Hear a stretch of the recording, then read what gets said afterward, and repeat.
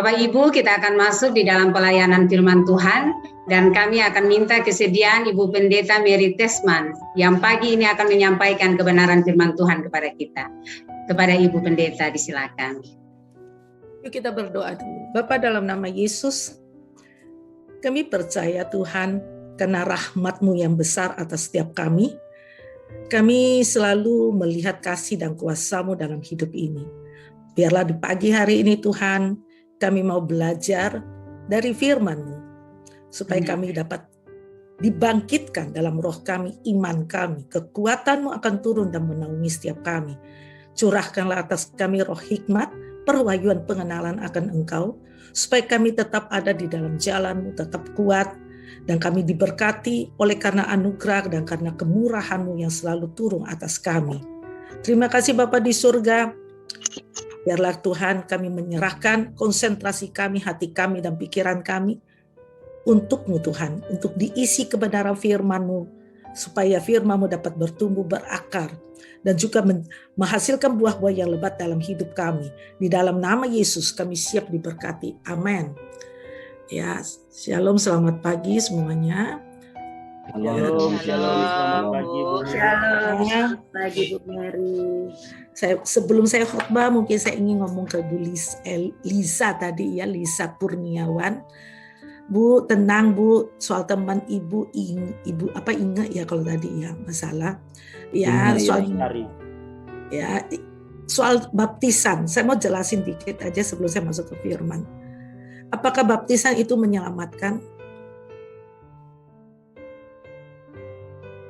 Ya. Jadi mesti mengerti. Tidak. Karena itu kita mesti sangat mengerti. Baptisan itu tanda pertobatan. Ya. Ada orang tidak mau dibaptis, ada orang tidak sempat dibaptis. Nah, apakah orang yang tidak dibaptis itu tidak diselamatkan? Tidak sempat dibaptis sama tidak mau dibaptis itu beda maknanya. Yang di atas kayu salib di samping Kristus tidak sempat dibaptis, tapi Yesus berkata, hari ini juga kamu ada bersama dengan saya di Firdaus. Yang orang sudah mendengarkan firman Tuhan tidak mau dibaptis itu beda lagi. Dia yang menolak keselamatan itu. Karena itu kita percaya iman seseorang dapat menyelamatkan orang itu. Amin, amin. Ya, jadi bukan sebuah, ya memang kita perlu dibaptis itu sebagai tanda pertobatan kita mati terhadap dosa, dibangkitkan di dalam Tuhan. Ya, tapi lebih tepatnya adalah ada yang sempat dan ada yang tidak mau, itu aja. Kalau tidak sempat dibaptis, percaya sama Tuhan sama seperti orang yang di samping kayu salib Kristus. Ya, jadi kita mesti mengerti baik-baik firman Allah supaya kita pada saat kita tidak terfokus pada hal yang sesuatu, tapi kita terfokus kepada iman kita kepada Allah. Fokusnya kita adalah pribadi Allah. Karena itu jemaat dikasih Tuhan, biarlah pagi hari ini kita semakin hari semakin dewasa di dalam Tuhan, semakin hari semakin kuat di dalam Tuhan, semakin hari semakin mengerti rencana Allah, semakin hari kita semakin tahu bagaimana Allah berkarya berkuasa. Tadi Pak Hebron berkata gini, hidup mati manusia bukan di tangan penyakit, tapi di tangan Tuhan. Betul, dia mau penyakit apapun, kalau sudah waktunya dia pulang. Kalau belum waktunya, dia pasti juga Tuhan bisa sembuhkan, Tuhan bisa pakai. Jadi ada orang yang duduk tidur juga pergi. Ada orang yang ada apa-apa juga pergi. Ada orang apapun juga bisa. Nah, karena itu bagaimana kita mempersiapkan diri kita menghadapi apa yang ada di depan kita. Tapi bukan dengan sebuah ketakutan. Tuhan tidak pernah memberikan anak-anaknya itu satu roh ketakutan. Tapi yang Tuhan berikan adalah satu roh yang membangkitkan kekuatan Allah di dalam kita. Ya. Nah, kita tahu pandemi ini semakin hari ya makin banyak ya. Bagaimana kita anak-anak Tuhan menyaksikan, melihat kondisi yang ada. Apakah itu menjadi momok yang menakutkan? Apakah itu menjadi hal yang biasa? Atau kita menjadi orang yang berdiri, bahkan terbang di atas badai seperti burung Raja Wali? Itu tergantung dirimu. Itu tergantung bagaimana engkau mengenal Allah, Tergantung bagaimana engkau mengerti firman, engkau beriman kepada Dia. Itu selalu tergantung kepada hal itu. Saya sudah berkata, saya setahun yang lalu di bulan Maret, ya, di bulan Maret itu saya kena COVID pertama. Dokter aja belum punya pengalaman bagaimana menangani COVID, beda dengan zaman sekarang. Sekarang ini Tuhan dokter-dokter itu sudah tahu mesti pakai obat A, B, C, D, Z. Pada zaman saya sakit setahun yang lalu, dokter aja masih raba-raba. Entah pakai antibiotik ini kah, itu kah. Saya juga sempat masuk ke HCU ya selama 1 minggu. Ya, HCU itu 1 tingkat di bawah ICU. Ya, cuma saya tidak dipasangi ventilator ya karena saturasi saya masih bagus, tapi paru-paru saya 90% putih. Nah, di sini saya mau katakan kepada kita, pada saat kita menghadapi sesuatu, menghadapi masalah yang besar, bagaimana sikap hati kita, iman kita kepada Allah, itu sebenarnya yang paling menentukan. Pada saat saya sakit, saya cuma ngomong, Tuhan, apa yang kau mau dari hidup ini? I belongings to you. Saya milikmu Tuhan. Kalau saya milik Tuhan, saya perlu takut enggak? Saya tidak takut. Dokter marah. Amen. Dokter berkata, Ibu ini kamu akan begini-begini mengalami ini. Saya bilang, dokter, tidak akan saya alami. Tiap dokter datang dia selalu ngomong, Ibu sesak ya. Saya selalu ngomong, saya nggak sesak. Kenapa dokter selalu menginginkan saya sesak? Haleluya. Kan? Ya karena paru-paru Anda itu putih semua. Seharusnya Anda sesak. Tapi saya tidak sesak. Saya bilang, masa saya tidak sesak, saya harus ngomong sesak, dok? Aneh kan? Jadi iblis itu terkadang ingin kita mengiyakan apa kata dunia pengetahuan knowledge itu. Saya tidak. Saya bilang saya memang tidak sesak. Kenapa saya harus ngaku-ngaku sesak? Ya. Amen. Dan bahkan di saat paru-paru saya 90% putih, Tuhan suruh saya keluar dari ruangan HCU. Orang gila itu yang keluar dari ruangan HCU dalam kondisi paru-paru 90% putih. Saya karena Tuhan ngomong keluar kamu. Saya paksa dokter harus mengeluarkan saya. Akhirnya anak saya tanda tangan surat pernyataan kalau ada apa-apa rumah sakit tidak akan mengizinkan saya balik lagi ke ruangan HCU atau ICU. Karena ruangan itu pasti akan diberikan kepada orang lain. Saya tanda tangan, anak saya ngomong, Mama berani tanda tangan. Siapa takut Tuhan yang suruh tanda tangan? Siapa takut apa juga di depannya saya jalani, saya bilang. Ya enggak. Justru Amen. Mama kalau keluar dari ruang HCU ini, Mama akan sembuh. Jam 3 subuh saya dipindahkannya. Karena ribut antara anak saya sama dokter sama bagian admin, ribut lah. Saya tidak dapat kamar yang murah, kamar yang mahal, bodoh amat, pokoknya pindah. Kamarnya saya itu ruangan eksekutif ya. 4,3 juta 1 malam di rumah sakit. Dan tidak ada kamar lain. Berani enggak? Tanda tangan aja, kenapa takut? Ya, dengar baik-baik. Banyak hal dalam hidup kita ini begitu menakutkan. Tapi cara pandang kita itu yang menentukan. Ya, jemaat dikasih Tuhan. Jangan kita ditakutkan dengan apa yang kita lihat. Ingat baik-baik, jangan kita ditakutkan apa yang kita lihat, apa yang kita dengar. Ingat baik-baik hal ini. Pada saat Tuhan suruh saya keluar dari ruangan HCU itu dalam kondisi paru-paru yang 90% putih itu, ya, saya itu aneh. Saya itu rasa aneh, tahu nggak? Tuhan di saat ini mestinya kan di dalam ruangan HCU. Kenapa kau terus suruh keluar? Tuhan bilang keluar kamu. Kalau kamu nggak keluar kamu mati. Oh, kalau saya nggak keluar malah mati ya Tuhan. Keluar saya. Ya, orang lain kalau kondisi putih paru-paru hidup minta ICU kan. Minta HCU, saya disuruh keluar. Oh iya, kalau gitu saya keluar Tuhan. Ya, memang ikut Tuhan itu cukup unik ya. Kepekaan kita di dalam mengikuti Tuhan itu luar biasa. Dan saya mau katakan begitu saya keluar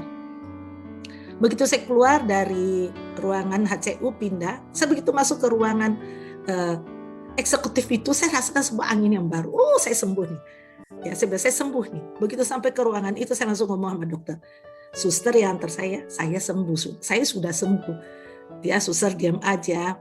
Ya besok dokter datang, pokoknya macam-macam nasihat. Ya puji Tuhan. Ya saya mau nyatakan kepada kita hari ini saya sehat, saya kuat.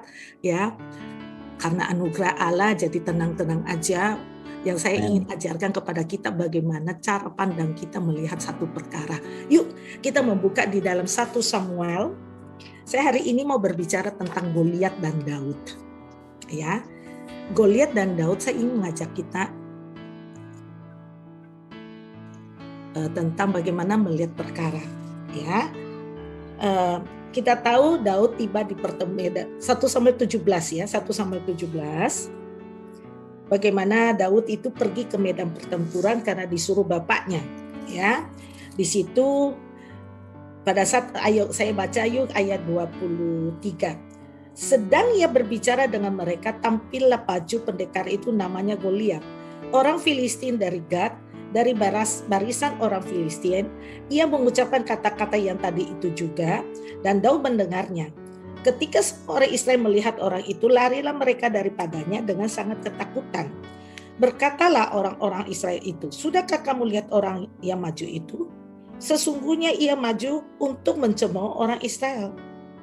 Orang yang mengalahkan dia akan dianugerahi raja kekayaan yang besar. Raja akan memberikan anaknya yang perempuan kepadanya, dan kaum keluarganya akan dibebaskan dari pajak di Israel. Lalu berkatalah Daud kepada orang-orang yang berdiri di dekatnya, apakah yang akan dilakukan kepada orang yang mengalahkan orang Filistin itu dan orang yang menghindarkan cemooh dari Israel? Siapakah orang Filistin yang tak bersunat itu sampai ia berani mencemooh barisan dari Allah yang hidup? Rakyat itu pun menjawab dengan dia, begitu akan dilakukan kepada orang yang mengalahkan dia. Ketika Eliab kakaknya yang tertua mendengar perkataan Daud kepada orang-orang itu, bangkitlah amarah Eliab kepada Daud sambil berkata, mengapa engkau datang dan pada siapakah kau tinggalkan kambing domba yang 2-3 ekor itu di padang gurun? Aku kenal sifat pemberanimu dan kejahatan hatimu. Engkau datang kemari dengan maksud melihat pertempuran. Ya, kita lihat di sini. Nanti baru kita sambung lagi. Ya, banyak orang ini kejadian sama. Goliat raksasa ini tampil di hadapan orang Israel dengan mencemooh, menganggap rendah orang Israel. Kenapa? Orang Israel ketakutan kalau melihat Goliat. Karena badannya besar, dia raksasa, dia telah lama menjadi prajurit. Dia adalah orang kuat. Dia adalah orang kuat, ya. Dia adalah orang Filistin yang kuat. Dia adalah orang yang berperang selalu menang, ya. Sehingga menciutkan bangsa Israel itu. Saya mengatakan sama dengan kondisi yang ada sekarang ini. Mungkin penyakit, keuangan, kesehatan saat ini juga bagaikan Goliat-Goliat yang ada di dalam hidup kita. Tapi bagaimana cara pandang kita melihat kepada Goliat-Goliat yang sedang ada di depan kita? Apakah kita seperti bangsa Israel yang penuh dengan ketakutan? Apakah kita seperti bangsa Israel yang melihat Goliat sampai larinya ketakutan? Ya, bahkan ada orang-orang di dalam Israel sendiri aja begitu melihat Daud pun mereka mencemooh, itu kakaknya Daud sendiri. Melihat kondisi Daud datang ke pertempuran itu, kita lihat bahasa penghinaannya. Dia katakan, mengapa kau datang dan pada siapakah kau tinggalkan dan kambing domba yang 2-3 ekor itu di padang gurun? Ini jelas adalah satu bahasa penghinaan kepada Daud sendiri dari kakaknya.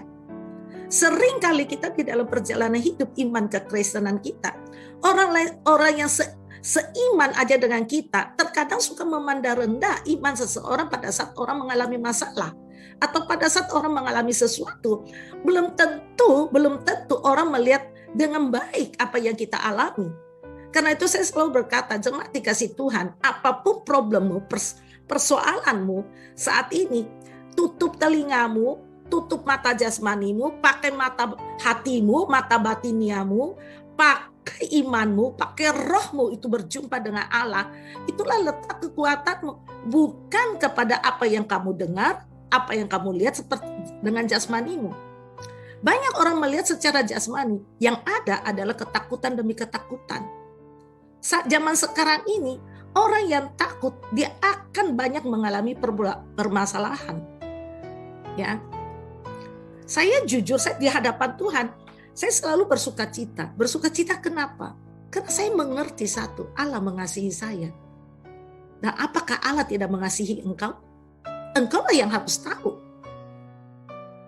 Kalau engkau bisa diselamatkan, itu tandanya Allah mengasihi engkau. Jangan pernah mengabaikan kasih daripada Allah itu, seperti Allah tidak pernah peduli dengan hidupmu. Allah terlalu peduli dengan apa yang ada, menjadi orang yang dikasihinya. Karena kita ini adalah kekasihnya Allah. Kekasihnya Allah adalah artinya kita adalah orang-orang yang dia peduli. Kalau orang berbicara bahasa dunia aja, seorang kekasih dengar kekasihnya sakit udah terbang datang untuk jumpa dengan dia. Ya, apalagi kekasih kita itu Allah. Saya tuh suka bingung dengan orang Kristen. Mereka tidak pernah percaya bahwa Allah mengasihi, Allah mencintai. Mereka tidak pernah percaya bahwa Allah itu adalah sang pemelihara hidup. Karena itu jemaat dikasih Tuhan, saya selalu bersuka cita di dalam setiap kondisi apa yang ada. Pada saat saya sakit pun waktu itu, pada waktu itu, saya tetap bersuka cita. Ya, semua orang pengen WA saya, pengen nanya kondisi. Saya bilang udah, daripada kalian WA tanya kondisi saya itu percuma. Lebih baik kalian berdoa aja. Saya selalu ngomong begitu. Karena kenapa? Banyak orang kepo, tahu nggak? Kepo. Tahu ya kepo ya? Ya. Tahu, orang Bu.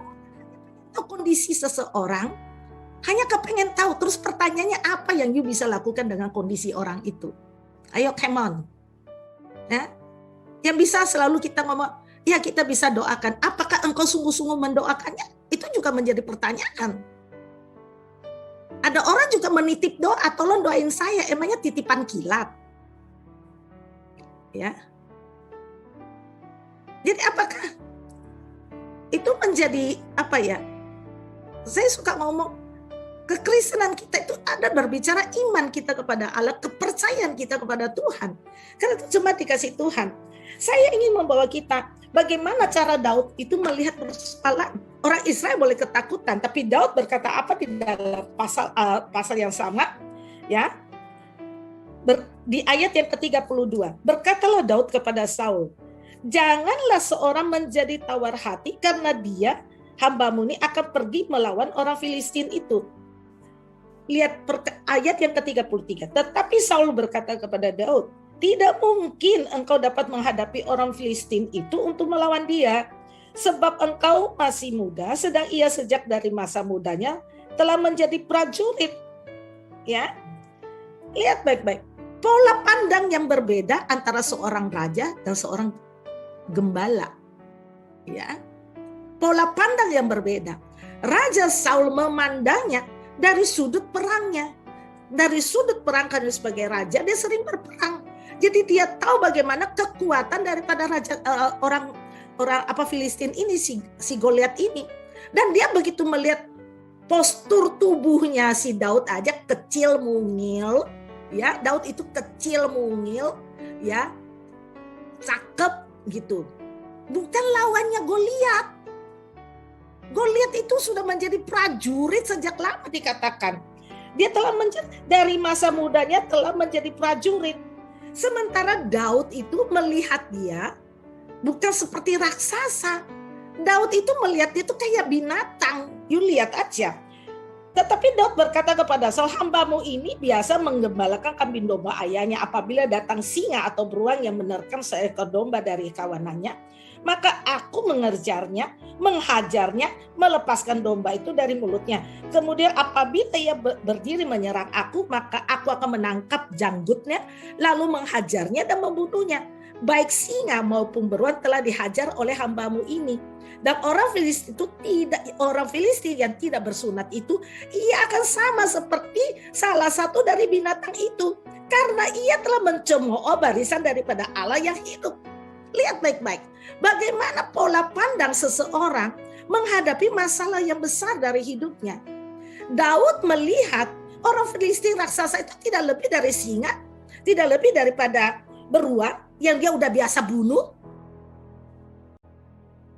Ya, karena kenapa?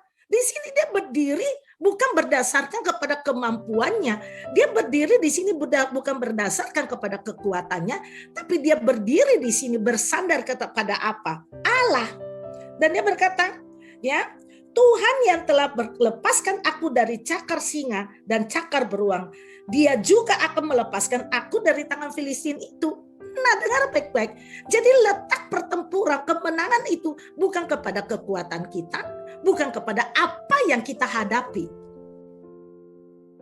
Kalau apa yang engkau hadapi itu adalah sebuah hal yang menakutkan engkau langsung kehilangan iman. Saat engkau kehilangan iman, tidak ada kemenangan di dalam orang yang telah kehilangan iman. Karena itu, mari miliki pola pikir yang benar. Pola pikir yang benar adalah apa yang kita lihat belum tentu itu mengerikan. Karena itu mari kita bangkitkan iman kita dengan mengerti. Kita bangkitkan iman kita dengan mengerti kita ini siapa yang punya. Kita ini milik Allah.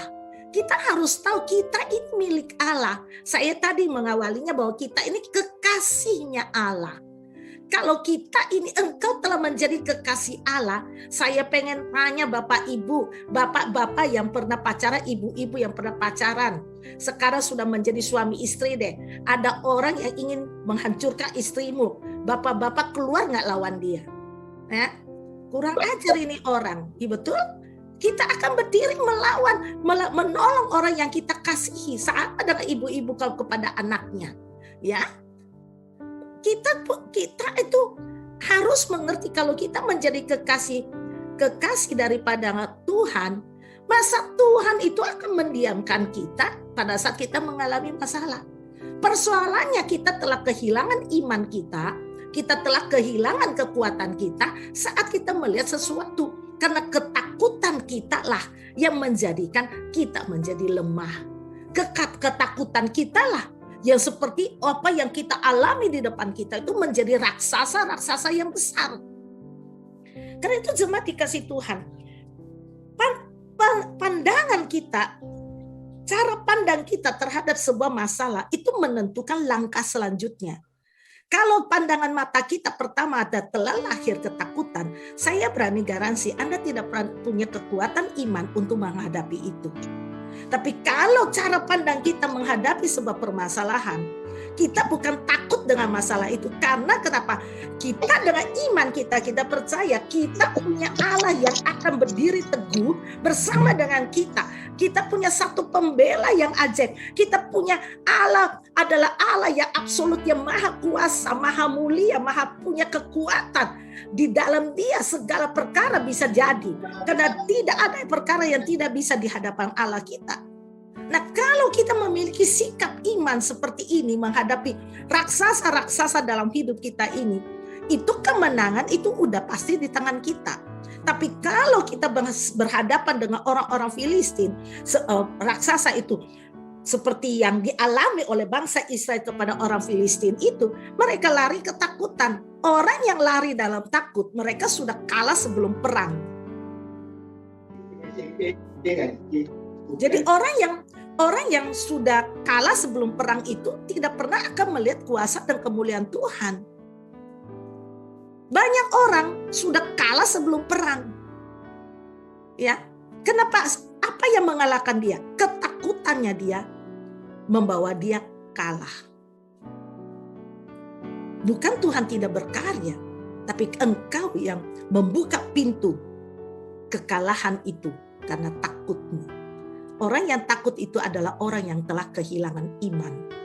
Karena itu cuma dikasih Tuhan. Ya, bagaimana kita harus mempunyai sikap pandang yang berbeda sebagaimana Daud melihat. Daud tahu, karena Daud selalu mempunyai satu perkara yang paling dahsyat adalah dia tahu. Dia punya hubungan yang dekat dengan Allah. Dia punya satu relationship dengan Allah yang baik.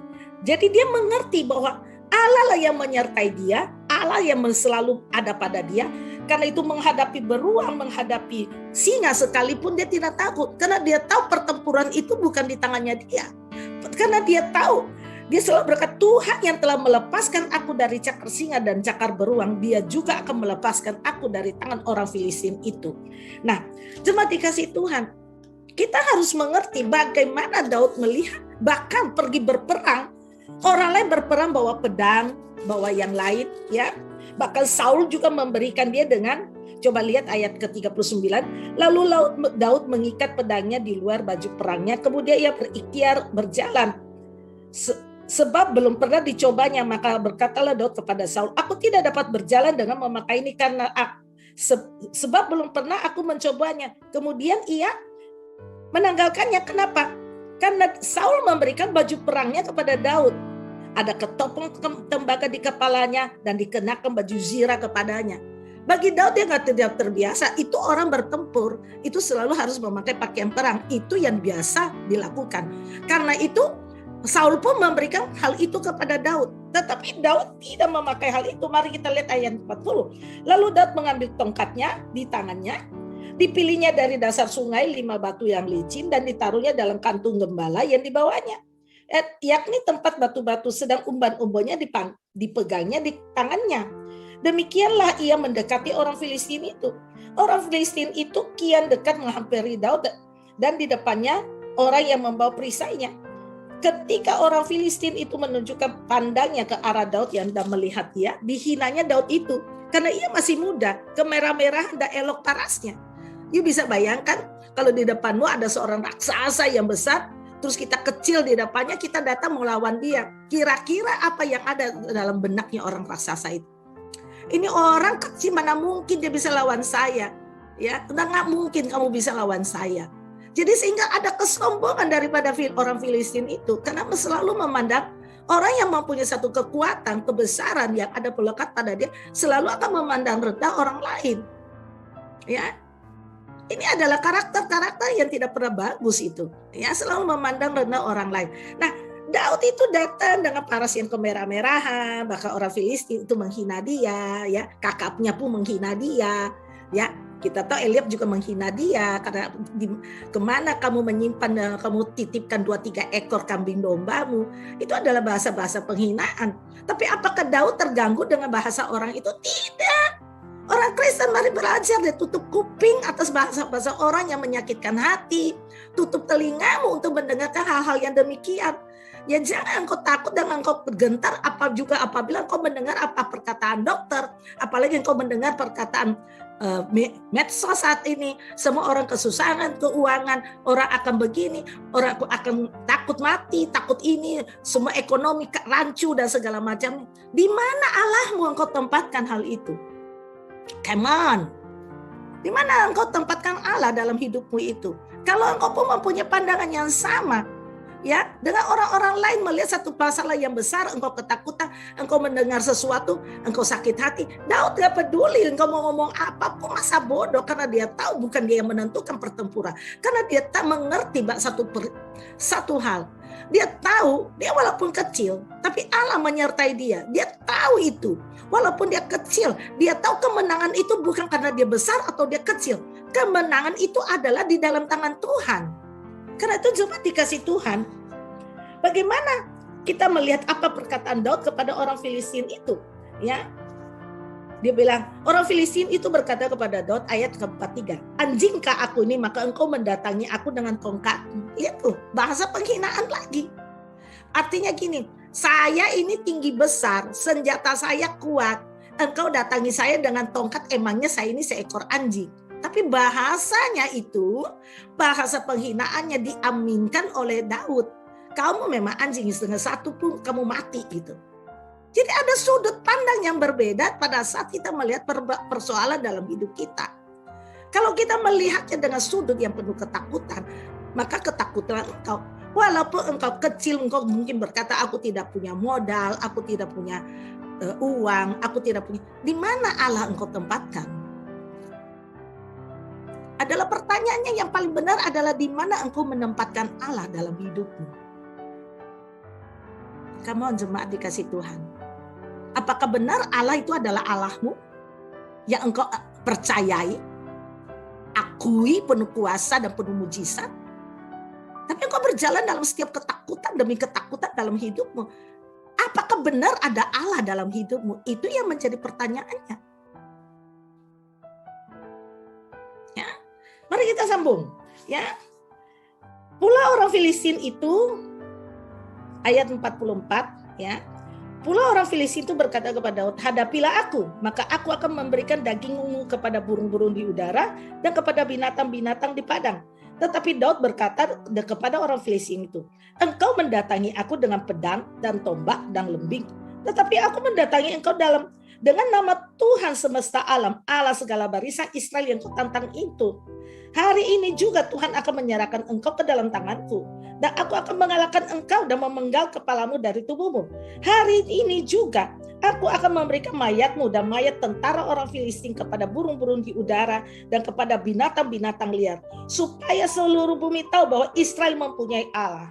Dan juga segenap jemaah ini tahu bahwa Tuhan menyelamatkan bukan dengan pedang, bukan dengan lembing, sebab di tangan Tuhanlah pertempuran dan ia pun menyerahkan kamu ke dalam tangan kami. Wow, sebuah bahasa yang luar biasa, sebuah sudut pandang yang berbeda menghasilkan sebuah iman yang besar. Di orang Filistin itu boleh menghina Daud, kamu datang dengan aku seperti dengan tongkat, emang anjing aku ini, ya.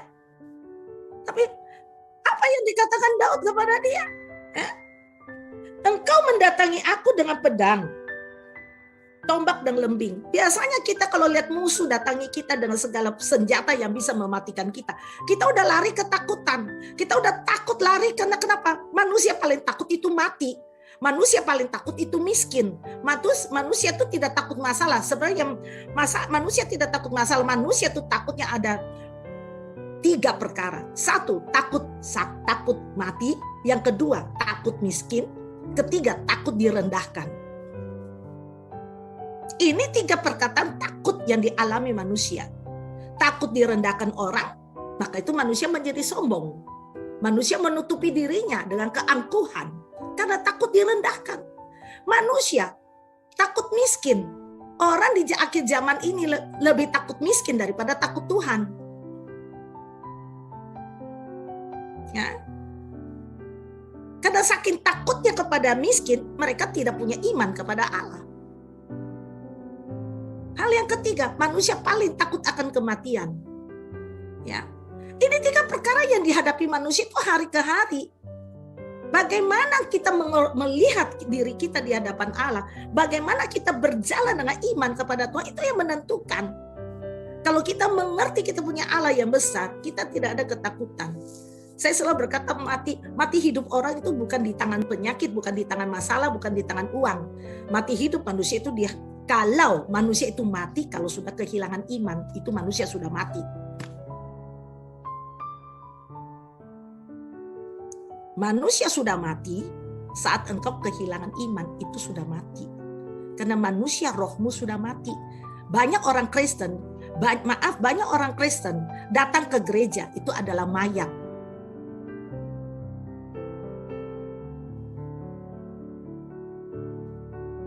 Mayat-mayat rohani. Karena mereka tidak punya iman. Banyak orang datang dalam gereja, itu adalah mayat-mayat. Kenapa? Tidak ada kehidupan Allah di dalamnya. Orang yang tidak memiliki Kristus tidak mempunyai kehidupan. Orang yang tidak beriman kepada Allah sudah mati. Karena itu cuma dikasih Tuhan. Menjadi orang Kristen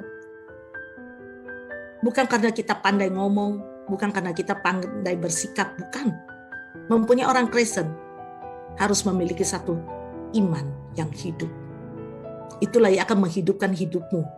Itulah yang akan membawa engkau berjalan menghadapi problem apapun di depanmu dengan penuh kemenangan.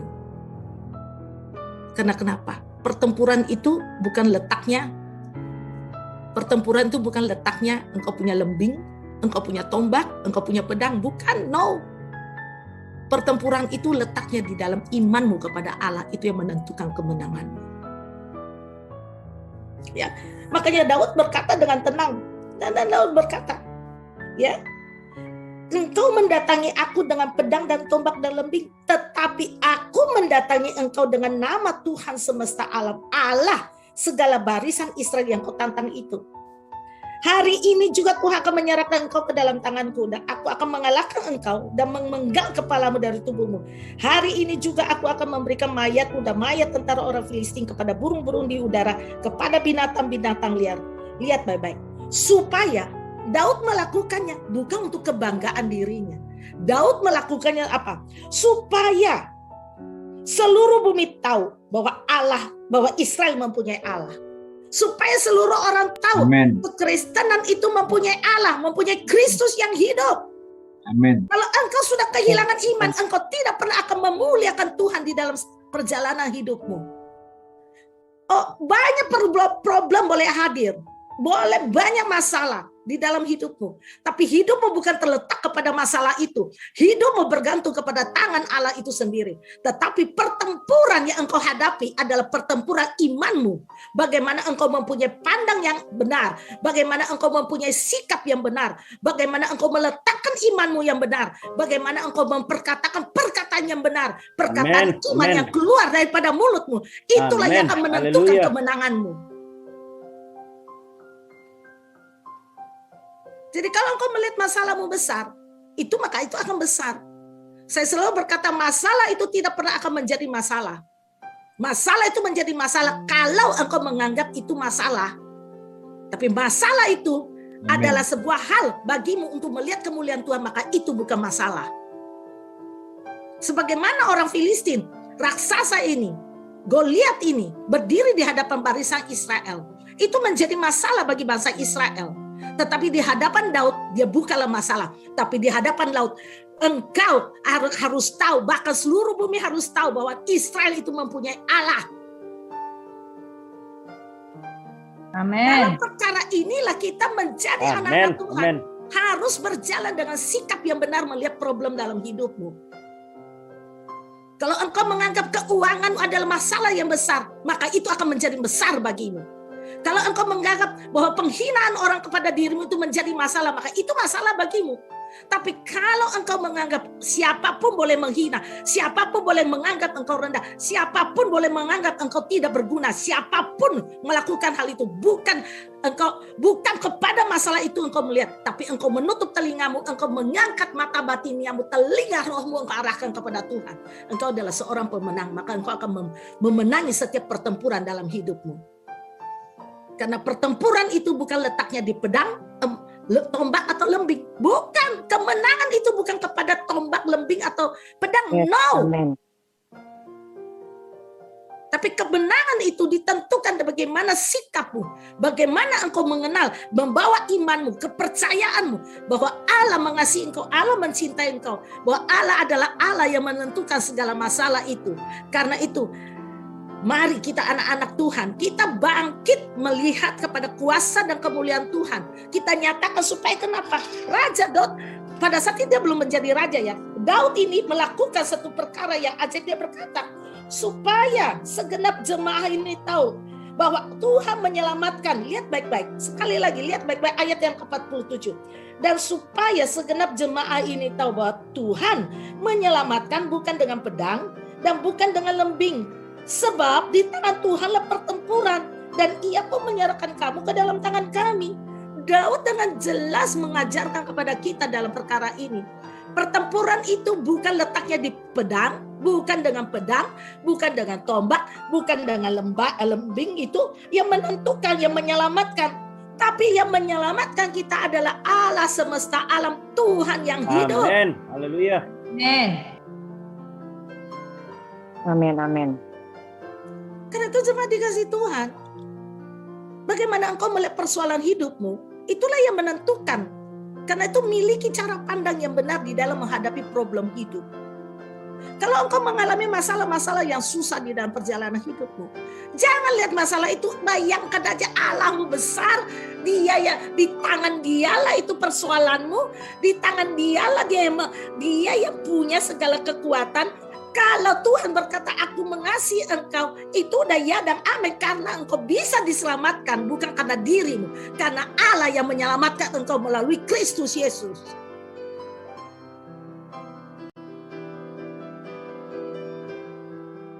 Jemaat dikasih Tuhan, masalahnya kita terlalu sering mendengarkan bahasa dunia.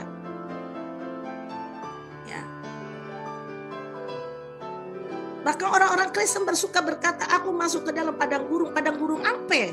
Saya nggak mau tahu ada padang gurun dalam hidup saya. Saya nggak pernah ada padang gurun. Banyak orang Kristen ngomong, saya saat ini sedang di lembah. Saya tidak mau ada di lembah. Kenapa saya harus ada di lembah kalau saya bisa ada di puncak gunung sama Tuhan?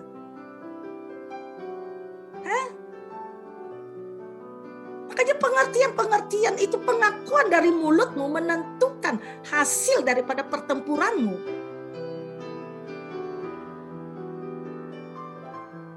Orang Kristen seringkali kalah karena mereka mencampur adukan roh yang hidup itu dengan dunia.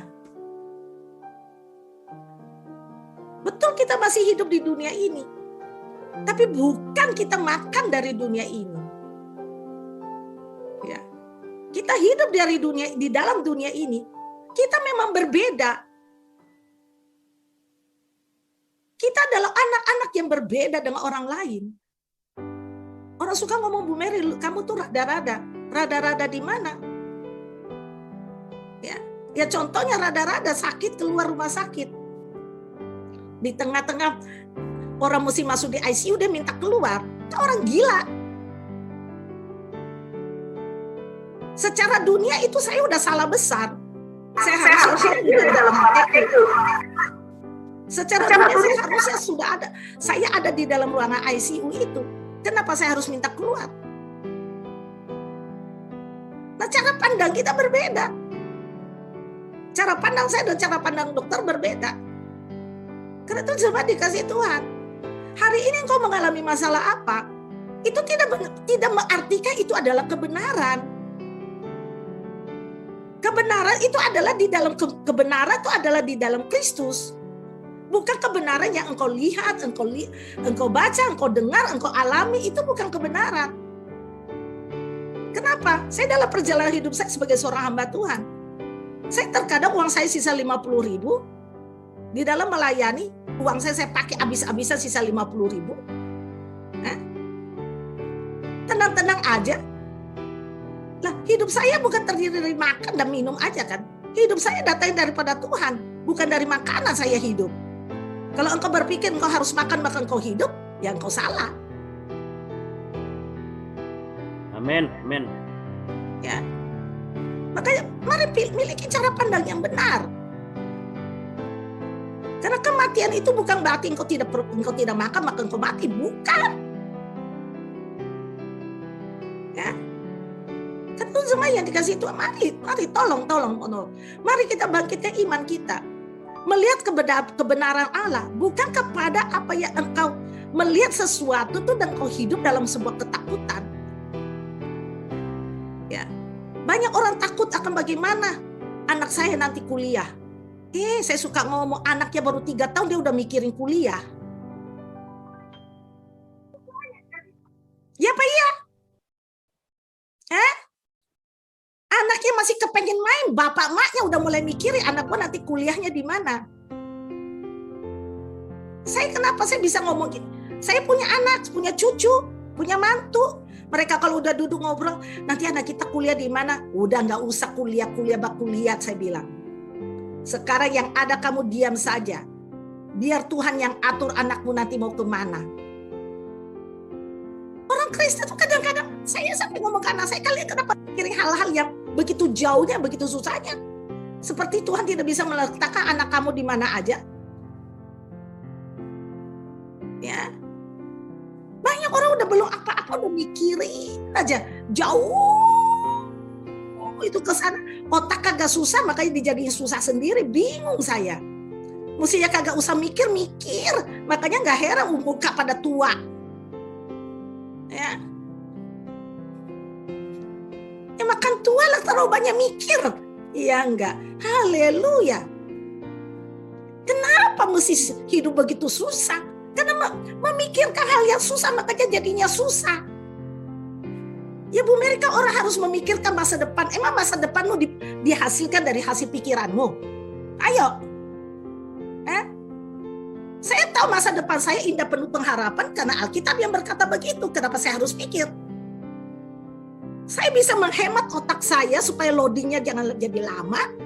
Ya, otak saya itu saya bisa loading dia supaya dia jangan lola ya, Lemot. loadingnya lama, ya, lemot. Ya enggak? Saya tidak mau menghasilkan hal itu. Kenapa saya mesti hasilkan hal itu?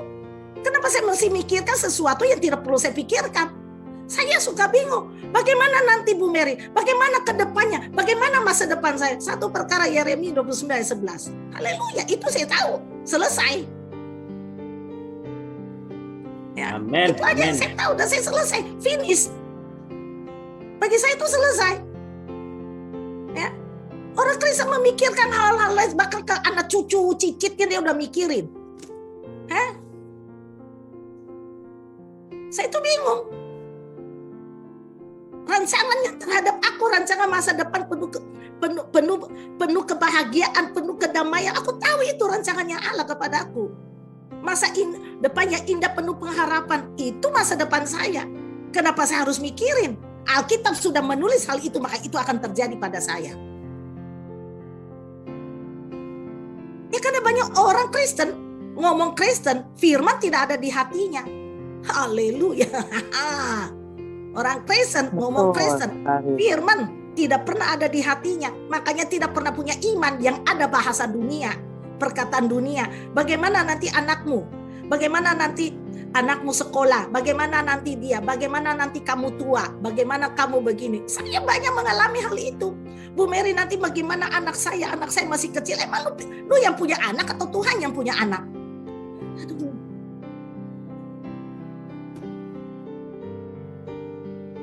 Ya.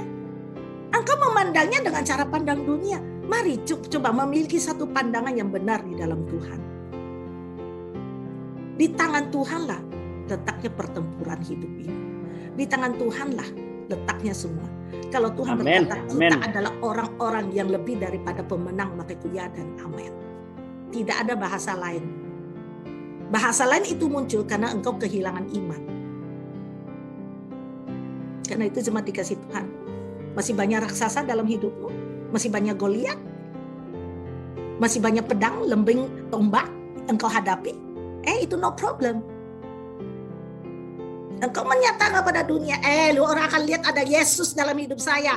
You orang lain akan melihat bagaimana ada kuasa Roh Allah di dalam saya. Engkau akan melihat bagaimana kemenangan itu sudah Tuhan tentukan bagi saya untuk menang. Engkau akan melihat karena melalui hidupku, Tuhan, nama Tuhan akan dipermuliakan. Karena itu semua dikasih Tuhan.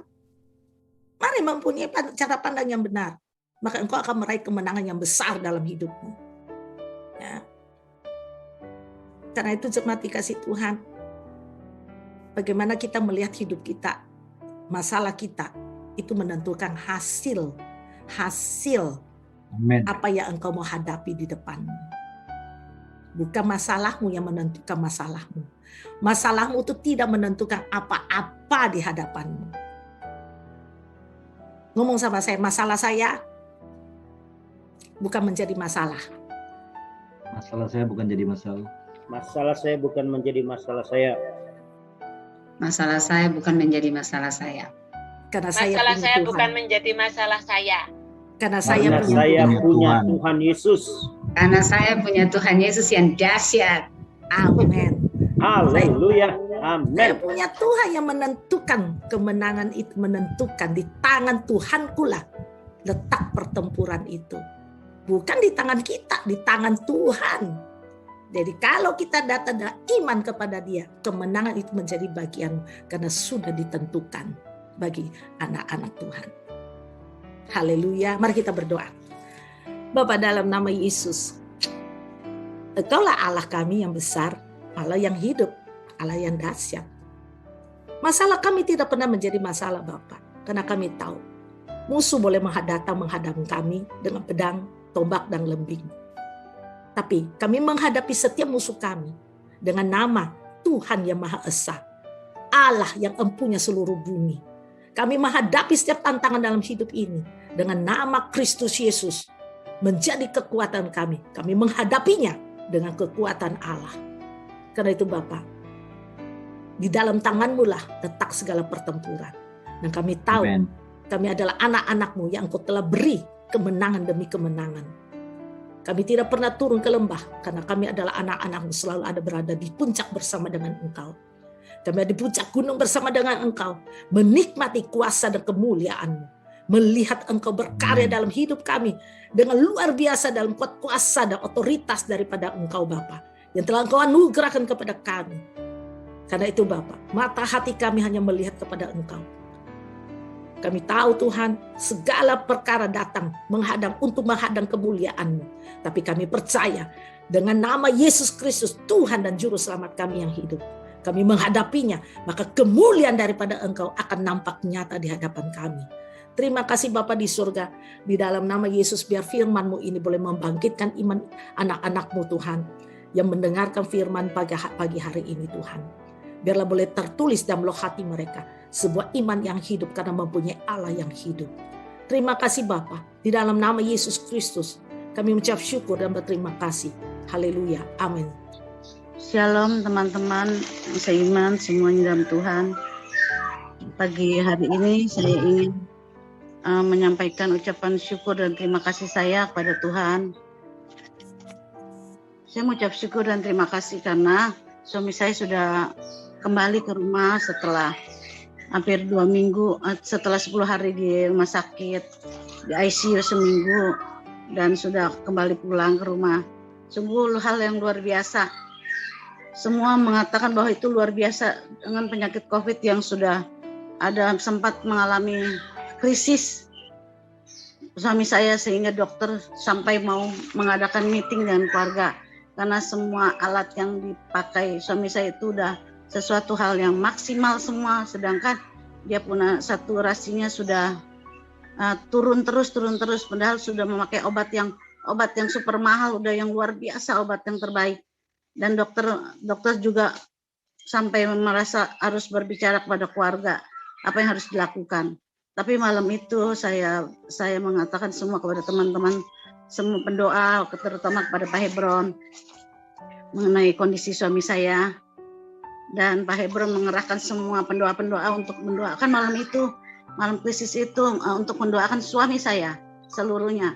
Saya mengucap syukur dan terima kasih begitu baik semua teman-teman yang ada di MDSD berkompak semua untuk mendoakan suami saya, sehingga suami saya dapat melewati krisisnya. Pada pagi hari dokter pun heran dan terkaget-kaget betapa tidak semuanya alat-alat berjalan normal dan begitu bagus. Semua saturasinya 100 ataupun gimana, semuanya baik, dan itu membuat dokter juga sampai heran semuanya, sehingga pertemuan keluarga itu dibatalkan. Saya sebenarnya hari ini agak susah bersaksi karena ada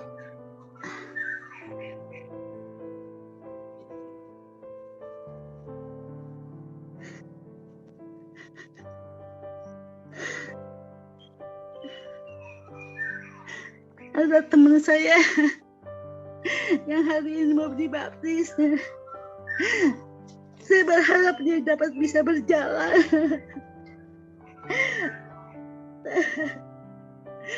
Teman-teman, tolong dukung doa Inga Lestari yang jam 2 ini mau dibaptis, agar dia bisa berjalan, agar dia bisa bertahan untuk bisa diselamatkan. Maafkan saya teman-teman, saya hanya bisa untuk saat ini saya ingin mohon doanya untuk teman saya Inga Lestari, doakan biar dia bisa jam 2 nanti dibaptis. Saya tidak bisa bersaksi panjang-panjang, maafkan saya, hati saya lagi sedih sekali. Terima kasih teman-teman, mohon doanya untuk Inga saja, saya mungkin bersaksi lain kali. Terima kasih Tuhan, berikan Inga kekuatan untuk bisa bertahan dan dibaptis. Teman-teman, tolong doakan Inga Lestari agar dia bisa dibaptis jam 2 ini. Maafkan saya. Terima kasih.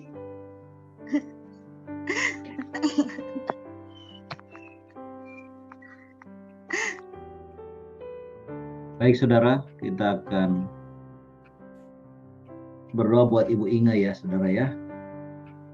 Kita bersyukur Pak Andre Kurniawan bisa pulang ya. Jadi saya memang cukup terkejut karena saya anggap dia ya udahlah ke rumah sakit itu karena memang ada asuransi, sudah tidak apa-apa lah dirawat di rumah sakit buat istirahat. Ya. Jadi saya terima dari Cik Lisa memang perkembangannya dari Halal Lepas Hari. Nah, saya cukup terkejut pada waktu satu malam itu, saya lupa hari apa. Saya baca laporan daripada dokter, itu saturasinya turun, sudah sekitar 78. Saya kaget. Saya waktu itu langsung panggil Cik Lisa dan Rahel, ayo kita berdoa lewat WA call, WA video, kita doa. Ya, mereka kan sebagai suami, papa ya, mereka nangis-nangis sudah. Tapi puji Tuhan malam itu Tuhan bicara ke saya. Waktu saya berdoa dengan mereka, Tuhan katakan malam ini aku akan jamah, ya, akan ada perubahan signifikan dalam kesehatannya sehingga besok pagi ada kabar baik. Nah, padahal besok pagi itu dokter sudah mau rapat darurat lah dengan keluarga. Puji Tuhan paginya saya dapat ya WA. Ternyata Pak Andre mengalami mujizat Tuhan ya. Lendir yang mengental yang menghalangi pernapasan itu Tuhan keluarkan. Ya, dia bisa keluarkan sehingga napasnya langsung waktu itu mengalami kelegaan ya. Nah, itu semua memang karena kemurahan Tuhan, mujizat Tuhan. Pak Andre juga ada bolak-balik kirim WA ke saya untuk titip pesan, Pak Ebron, tolong ucapkan terima kasih kepada semua pendoa di Menara Doa Segala Bangsa yang sudah mendoakan ya. Jadi lewat kesempatan ini karena Cik Lisa bersaksi, saya juga mau sampaikan ya, Pak Andre ucapkan terima kasih untuk semua dukungan doanya selama beliau dirawat, khususnya di saat-saat beliau mengalami krisis ya saudara ya. Dan dia berterima kasih, Tuhan yang akan membalas. Setelah kita berdoa sebentar buat Ibu Inga saudara ya. Kita berdoa, kita sudah beberapa kali. Beliau terkena cancer, memang sekarang lagi di Singapura. Secara logika, secara medis memang sudah nggak ada harapan. Tapi kita tahu mati hidup kita itu bukan di tangan cancer, bukan dengan penyakit, tapi tangan Tuhan. Kita akan buka soal, kita berdoa ya. Bapak, saat ini kami mau bersehati berdoa buat Ibu Inge Lestari yang saat ini ada dirawat di Singapura. Tuhan, kami percaya, kami sudah mendoakan beliau berulang kali. Kami minta biarlah lawatan Tuhan terjadi saat ini dalam nama Yesus Kristus. Engkau sendiri akan melawat, memulihkan dia dari segala kelemahannya. Tuhan, jamah dia saat ini. Berikan dia sel-sel yang baru, organ tubuh yang baru. Angkat segala kanker dari tubuhnya. Berikan dia kesempatan untuk umur panjang ya Tuhan. Untuk mengalami kesembuhan mujizat daripada Tuhan Yesus Kristus. Kalau rencana siang nanti dia akan dibaptis, karena dia sebelumnya non-Kristen, kami berdoa supaya Roh Kudus campur tangan untuk hamba Tuhan yang menangani agar semuanya juga diberikan hikmat bijaksana di dalam penanganan ini. Kami bawa semuanya kepada Tuhan. Tuhan campur tangan, Tuhan berikan yang terbaik buat Bu Inge. Berikan dia kesempatan untuk hidup dan mengalami kesembuhan dari Tuhan Yesus. Dalam nama kita berdoa. Amin. Saya ingin menyaksikan cinta kasih Tuhan. Bagaimana beberapa minggu yang lalu itu saya itu entah korek-korek telinga atau gimana ya. Telinga saya itu agak mungkin terluka atau gimana. Saya juga bingung ya, soalnya telinganya tuh bunyinya duk duk duk duk, terus kayak bengong gitu ya. Terus saya berpikir nanti aja saya konsultasi sama dokter di online aja, saya kira seperti itu. Tapi pada waktu itu saya nggak pernah ambil pusing ya, ketika saya mengalami kelemahan tubuh atau apa tuh saya nggak pernah pikiran-pikiran banget. Karena saya yakin pasti saya sembuh. Nah, tapi itu telinga itu mengganggu sekali, maksudnya kalau saya capek itu selalu bunyi duk duk duk. Saya pikir apa kemasukan semut gimana, tapi nggak mungkin nggak kemasukan semut. Sampai satu ketika saya itu tak bikin kerja, tak bikin apa, sebagainya saya nggak mikir ya, karena saya yakin saya pasti sembuh. Tiba-tiba suatu saat itu Roh Kudus itu ngomong seperti ini, nak, kamu ambil minyak urapan terus kamu olesi di telingamu. Saya nurut ya. Saya bilang ya Tuhan, saya nurut. Saya ambil itu minyak urapan, saya bilang, Roh Kudus Engkau bekerja melalui minyak urapan, kuduskan minyak urapan ini. Saya percaya bahwa Engkau darah Yesus yang menyembuhkan saya. Saya olesi telinga saya yang duk-duk-duk itu, saya olesi begitu, Bapak Ibu. Terus tiba-tiba saya nggak mikir lagi mau sembuh sekarang atau mau sembuh besok. Pokoknya saya yakin dan percaya pasti sembuh. Nah, tiba-tiba saya tuh sudah nggak mikir, saya tuh melakukan bagian saya rajin mendoakan orang sakit. Pokoknya kalau orang sakit itu WA saya, Bu Jessica, kunjungin saya, doain. Oh ya, saya doain. Nah, Bapak Ibu, tiba-tiba itu saya nggak tahu kapan Tuhan sembuhkannya, ya nggak tahu. Pokoknya tuh hari ini saya sudah sembuh. Terus saya tuh sampai bingung gini, loh kok telingaku kok nggak duduk lagi, kok nggak bengong lagi. Padahal itu bengong terus, duduk terus gitu loh. Maksudnya itu sangat mengganggu sekali. Tapi ketika saya percaya, ketika saya tuh nggak memikirkan penyakit saya, ketika saya punya iman sungguh-sungguh di dalam Tuhan, saya disembuhkan oleh Tuhan. Saya yakin dan percaya Tuhan Yesus itu ajaib. Dia itu ketika saya belajar untuk mendoakan orang sakit, ketika saya belajar untuk mendoakan kelemahan orang lain, disitulah saya disembuhkan. Terima kasih untuk Tuhan Yesus yang sudah menyembuhkan telinga saya. Puji bagi nama Tuhan. Saya tuh beberapa hari ini nunggu ya, kok nggak duk-duk lagi, kok nggak bengong lagi. Padahal biasanya duk-duknya tuh kayak kayak ada sesuatu di telinga saya gitu loh. Tapi saya nunggu sudah sembuh ya Bapak Ibu. Puji bagi nama Tuhan, segala kemuliaan hanya bagi nama Tuhan Yesus. Terima kasih Tuhan. Saya mau bersaksi tentang kebaikan Tuhan ya selama ini. Mungkin semalam saya sudah sampaikan ya, tapi ada keajaiban semalam itu, ada keajaiban yang gini, yang Tuhan kasih lihat nomina dan itu benar-benar nyata gitu ya, terjadi gitu ya. Itu benar-benar yang di roh itu menjadi nyata ya kan. Dan itu suatu keajaiban. Dan semalam itu jam 12 itu saya doa itu ya bersama dengan Bu Lenda, Bu Feni ya, Bu Vera itu ya. Itu Tuhan ajari, Tuhan kasih lihat saya tentang matematika ya kan.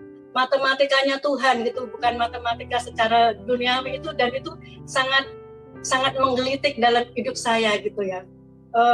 Saya pernah saksikan apa yang dari roh itu bisa menjadi daging. Tuhan itu menginginkan seluruh pasukan di Menara Doa Segala Bangsa itu terimpartasi gitu ya, yang dari roh menjadi daging.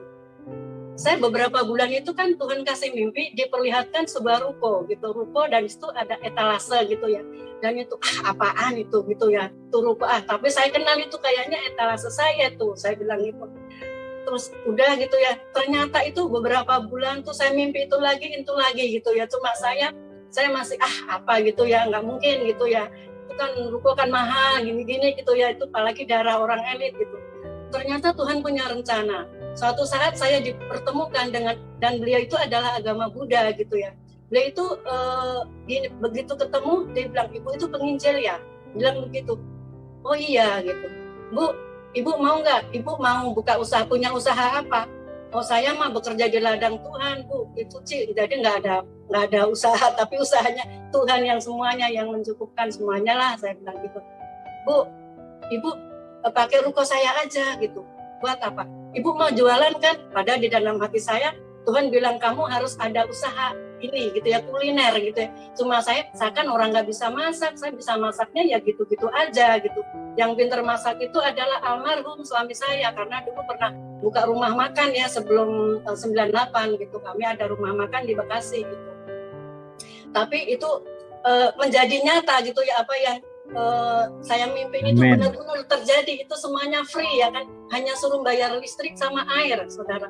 Itu ruko kalau ngontrak itu 70 juta satu tahun. Kami dari mana? Secara daging. Tapi kalau kita bersandar sama Tuhan, kita percaya sama Tuhan, pasti Tuhan semuanya apa yang dikasih ya di roh itu menjadi daging. Terus gini saudara, saya nggak punya uang ya kan. Tuhan suruh buka tanggal 9 jam 9. Bulan Agustus adalah bulan 8 gitu. Tuhan lagi PPKM ngapain buka gitu, siapa yang beli gitu ya. Terus Tuhan itu bilang, kamu percaya selama ini apa yang ada dalam hidup kamu itu dari siapa? Ya dari Tuhan semuanya. Itu ada maksudnya tersendiri, saudara. Terus untuk uang juga, saudara, kita sudah ada uang, tapi Tuhan tiba-tiba gini, itu adopsi itu anak. Ini kan buat besok belanja Tuhan, adopsi itu anak. Akhirnya ya sudah saya adopsi itu anak, saya masukkan sekolah. Ya, terus ya sudahlah, hari Senin kan mau dagang, duit dari mana Tuhan? Gitu ya. Saya itu seperti gimana, seperti orang ya tahu sendirilah gitu. Tapi itu kan punya Tuhan, bukan punya saya. Saya itu kan cuma disuruh Tuhan aja, terserah lah gitu. Nah, waktu penyembahan itu tuh Tuhan itu kasih lihat seperti ada di video, new beginning gitu ya. Cuma new beginning, no, new beginning gitu ya. New beginning apa sih? Saya bilang gitu. Ternyata Tuhan kasih lihat new beginning itu adalah angka 8 gitu ya. Nya itu 5. Waduh. 08. Oh, hineni. Ya kerendahan hati ya. Hineni 5. 5 itu adalah apa? 5 itu adalah anugerah, kemudahan, ya kan? Dari situ, ya Tuhan. Nah, itu saya cuma ketawa aja. Tuhan kok bicara new beginning kok no gitu ya, apa gitu ya.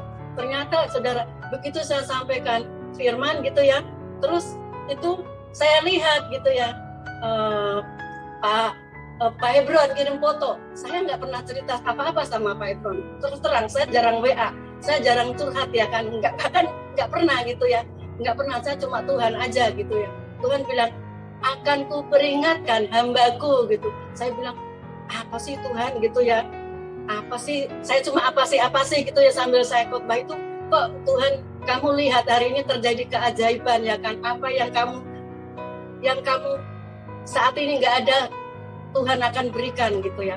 Nah udah, terus saya lihat begitu habis perjamuan itu Tuhan bilang buka gitu. Saya biasa kalau Zoom itu malas buka WA ya. Nanti habis Zoom baru saya buka gitu kan. Saya buka saudara. Dan itu saya buka WA Pak Hebron gitu. Itu saya hanya bisa diem dan nangis. Ternyata Tuhan itu kasih lihat new beginning gitu. Dan itu tepat seperti apa yang sudah Tuhan lihat di layar penglihatan itu. Itulah Tuhan gitu ya. Tuhan merindukan juga seluruh pasukan itu, apa yang dilihat di roh itu biar nyata itu di dalam terjadi dalam hidup kita itu di roh loh. Di roh ya, Tuhan kasih di roh kan itu. Ya kan? Terus mimpi itu juga di roh tapi bisa menjadi nyata terjadi. Jadi Allah surgawi ya, Amin. Terjadi dalam hidup di dalam dunia ini. Terus Tuhan itu kasih lihat angka. Tuhan, kenapa kok mesti jam 9 ya kan? Tanggal 9 dan bulan 8. Tuhan kasih 9 itu apa? 9 itu adalah puncaknya. Angka 9 itu puncak, yaitu puncak. Jatahmu itu besar sekali, berkatmu itu besar sekali. Loh, jam 9 tambah 9, 8. 1 tambah 8 berapa? 9 juga, gitu ya.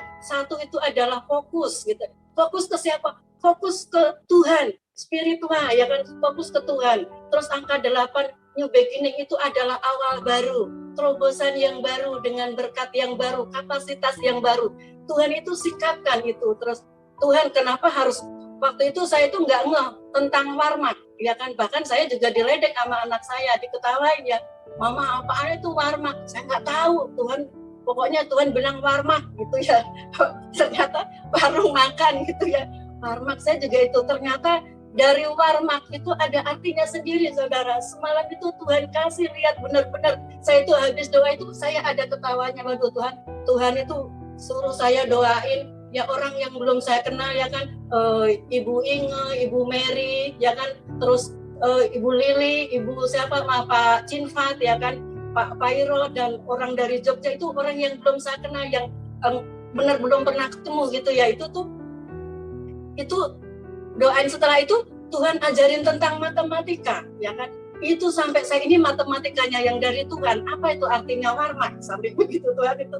Kamu lihat huruf abjad gitu.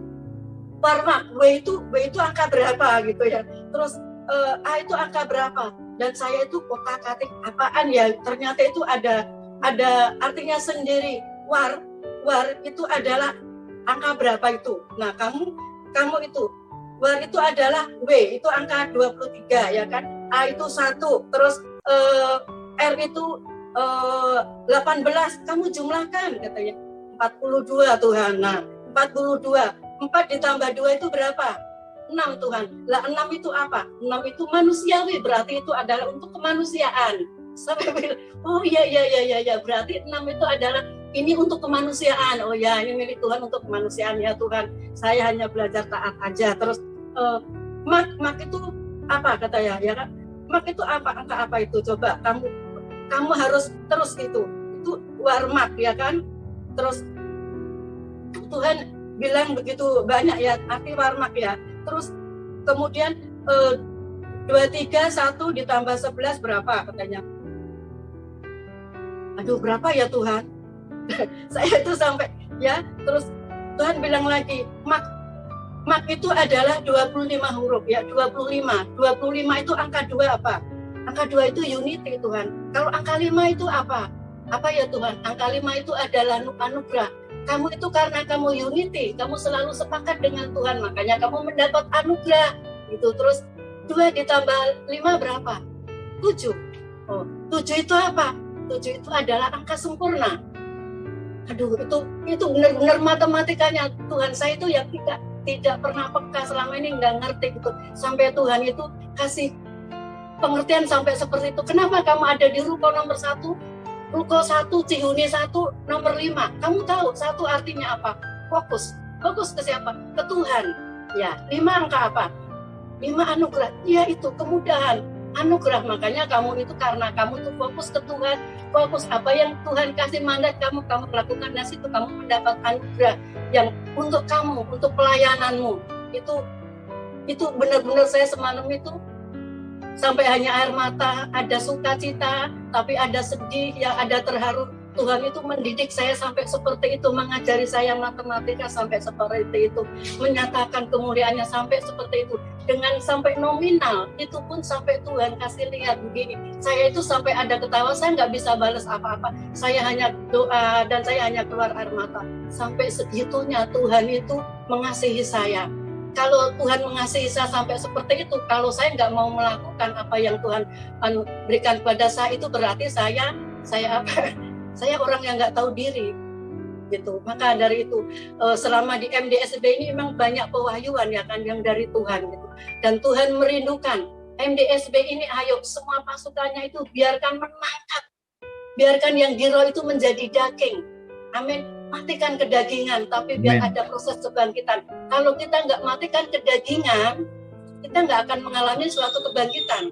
Seperti Tuhan Yesus juga mati di kayu salib, adalah kedagingan ya. Dan Tuhan itu dibangkitkan, begitu juga kita semua. Amin. Terima kasih kesaksian saya. Kiranya setiap kesaksian saya itu bisa menjadi dampak, bisa juga menjadi pengaruh, dan bisa menjadi impartasi buat seluruh pasukan juga sama mengalami, karena kita semua adalah hamba-hambanya Tuhan, kita semua anak-anak Tuhan yang dikasihi Tuhan. Kita itu dipilih Tuhan untuk tetap berada di menara doa segala bangsa ini. Amin. Terima kasih, Tuhan Yesus memberkati.